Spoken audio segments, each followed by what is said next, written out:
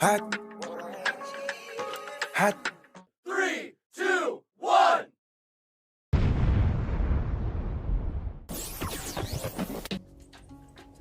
Hey guys, and welcome to our podcast, Hot Topics, where we give you the latest, the most trending, and of course, the most interesting topics in the country. My name is Celine Campbell, and sitting in with me today is our co-host, Danielle Thomas.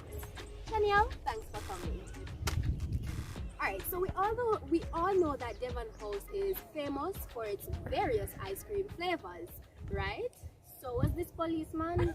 And for those who don't know what we're talking about,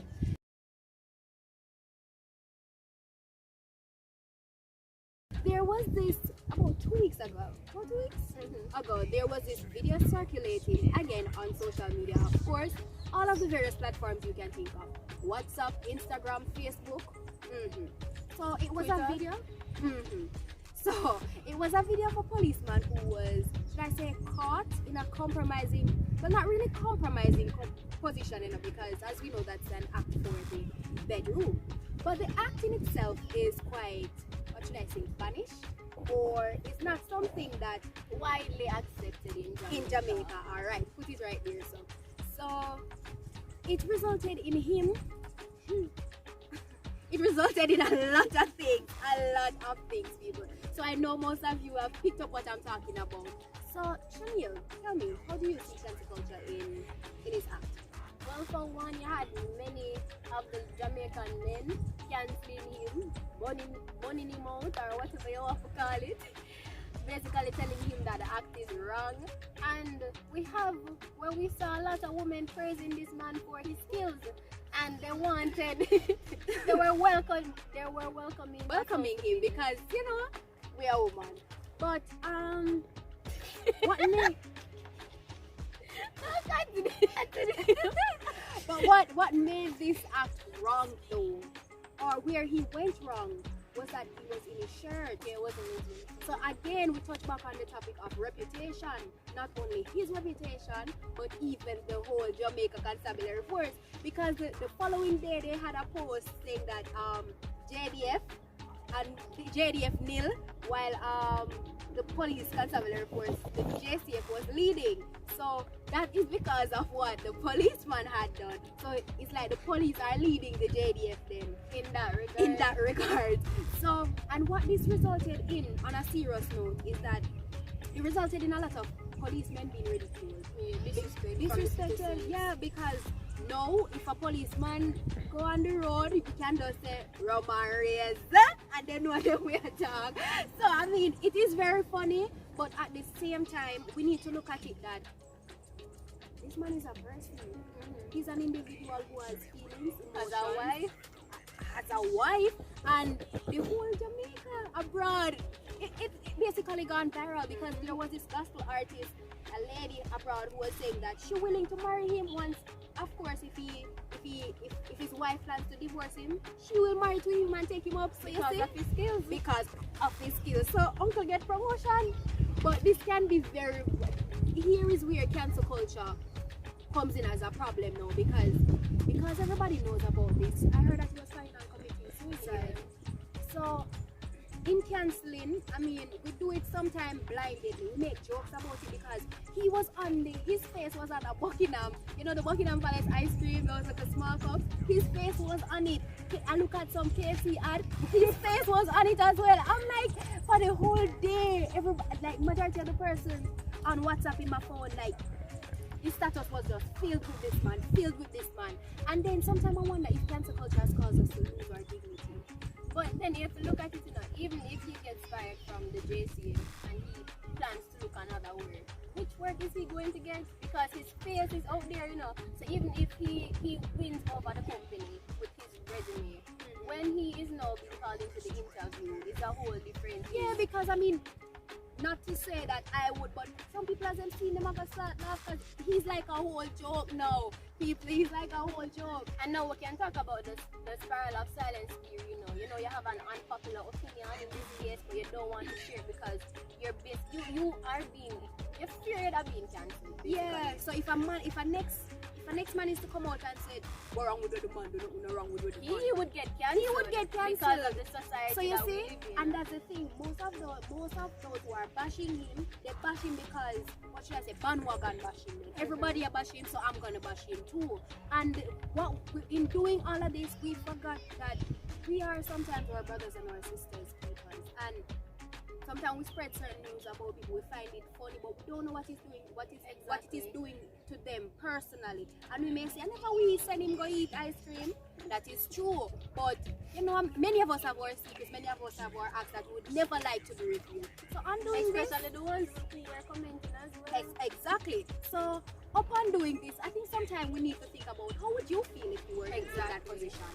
Viewers, do you agree with me? You know, leave a comment, like, share, and let us hear from you. So you see that this cancer culture thing, it's not a joke. Do you remember Kalina? Yeah, who can forget her? Which Jamaican can't forget her? So tell us, what happened in her case? Alright, so basically she's was a JetBlue flight attendant because they fired her. Upon leaving the island, she tested positive for COVID-19, so she had to go into mandatory quarantine. She didn't like it, so she basically faked a whole kidnapping, which triggered a huge scandal on the hotel and on Jamaica at large.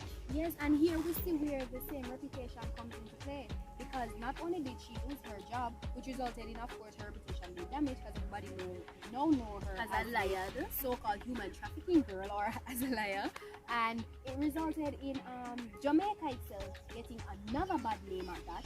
And to go more in depth, government ministers were being threatened for this because they actually thought she was being human trafficked. So this caused us to really be careful of the things we post, and then for us to even be more careful of the things we share, because persons are actually mischievous. So do you see the diffusion of innovation theory coming out? Of course, because Kalia, sorry if I'm getting her name wrong, Kalina, she was the innovator.